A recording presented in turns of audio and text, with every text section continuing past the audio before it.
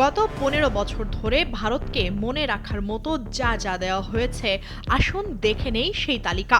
নামমাত্র শুল্কের ট্রানজিট দেওয়া হয়েছে, চট্টগ্রাম ও মংলা বন্দর ব্যবহারের অনুমতি, তিস্তার পানি না পেলেও দেয়া হয়েছে ফেনী নদীর পানি, শত শত কোটি টাকার ক্ষতি করে মোদি বন্ধু আদানির কাছ থেকে করা হয়েছে বিদ্যুৎ আমদানি। বাংলাদেশকে ভারতের তৃতীয় সর্বোচ্চ রেমিট্যান্স আহরণের উৎস বানানো হয়েছে। বাংলাদেশে আন্তর্জাতিক মানের বহু ছাপাখানা থাকার পরও ভারতের ছাপাখানাগুলোকে আমাদের পাঠ্যপুস্তক ছাপানোর দায়িত্ব দেওয়া হয়েছিল। বাংলাদেশের আইটি খাতে ভারতের একচ্ছত্র আধিপত্য গড়ে তোলা হয়েছিল। বাংলাদেশের কোনো টিভি চ্যানেল ভারতে সম্প্রচারের সুযোগ না পেলেও ভারতীয় টিভি চ্যানেলের অবাধ সম্প্রচার নিশ্চিত করা হয়েছে। বছর জুড়ে সীমান্তে অসংখ্য বাংলাদেশি বিএসএফ এর গুলিতে মরলেও ধারাবাহিকভাবে চুপ থাকা হয়েছে। সর্বশেষ প্রহসনের নির্বাচনের ২ সপ্তাহ পর ২২ জানুয়ারি শার্শা উপজেলার ধান্যখোলা সীমান্তে বাংলাদেশে ঢুকে বিজিবি সদস্যকে গুলি করে হত্যা করা হলেও লাশ নিয়ে কয়েকদিন পর ফেরত দেওয়ার পরও সরকারের দিক থেকে চুপ থাকা হয়েছিল।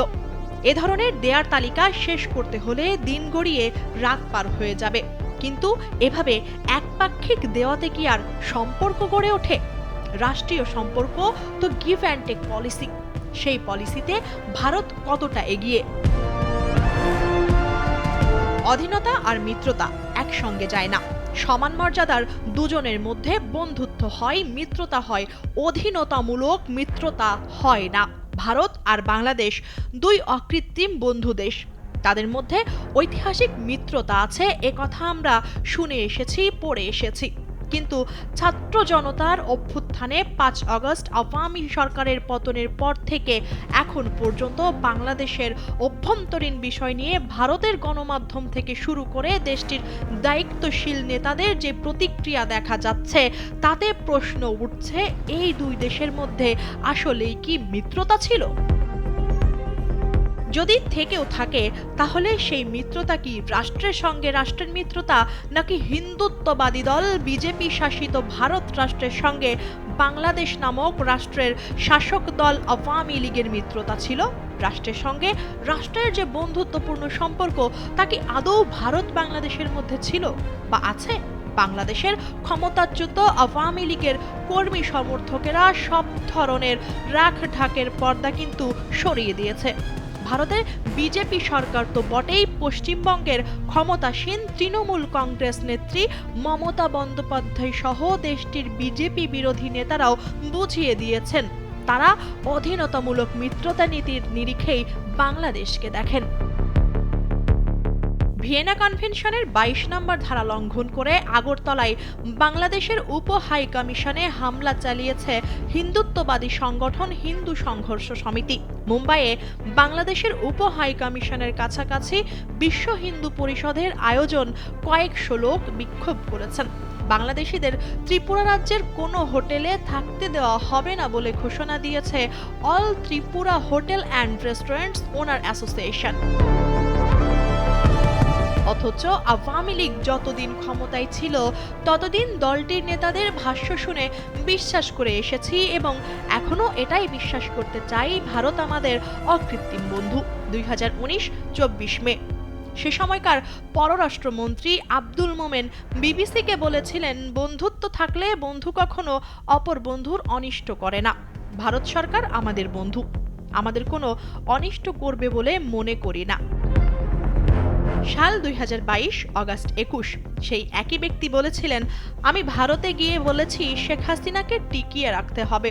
এই নেতারা কখনো বলেছেন ভারতের সঙ্গে আমাদের রক্তের সম্পর্ক, আবার কখনো বলেছেন ভারতের সঙ্গে বাংলাদেশের স্বামী স্ত্রীর সম্পর্ক। ২০১৮ সালের মে মাসে সে সময়কার প্রধানমন্ত্রী শেখ হাসিনা বলেছিলেন, আমরা ভারতকে যেটা দিয়েছি তারা তা সারা জীবন মনে রাখবে।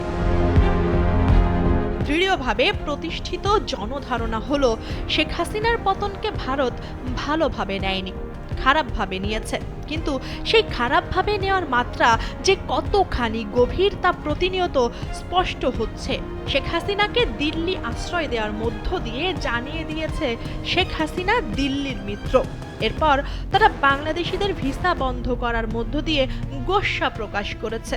এরপর আমদানি রপ্তানি সীমিত করেছে। তারপর সংখ্যালঘু ইস্যুতে একের পর এক উদ্বেগ, উৎকণ্ঠা, ক্ষোভ ইত্যাদি তো প্রকাশ করেই যাচ্ছে।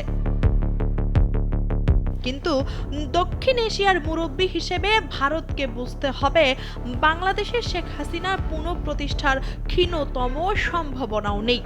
যে কারণে ভারতকে আওয়ামী লীগ কিংবা কোনো একটি নির্দিষ্ট দলের সঙ্গে নয়, বরং রাষ্ট্রের সঙ্গে রাষ্ট্রের সম্পর্ক মাথায় নিয়ে সম্পর্ক গড়তে হবে বাংলাদেশের সঙ্গে। অন্তর্বর্তী সরকারের আইন উপদেষ্টা অধ্যাপক আসিফ নজরুল যথার্থই বলেছেন, ভারতকে বুঝতে হবে এটা শেখ হাসিনার বাংলাদেশ নয়। তাদেরকে মনে রাখতে হবে, বাংলাদেশ সমতা ও মর্যাদার ভিত্তিতে দুই দেশের মিত্রতা চায়। শেখ হাসিনার অধীনতামূলক মিত্রতার নীতি এখন এখানে কোনো কাজ করবে না।